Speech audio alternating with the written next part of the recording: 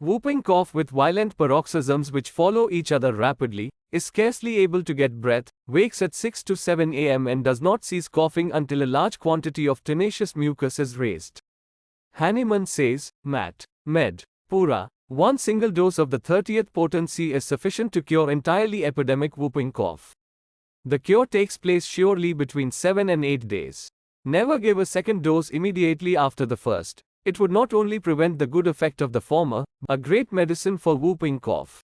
In order to ensure its full success, it should be given in the lower dilutions from 1x to 3x.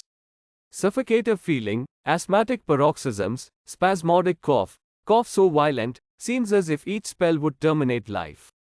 Child must be raised up, gets blue in face, cannot exhale, mucus rallies through upper part of chest. Patient wants to bathe in ice cold water.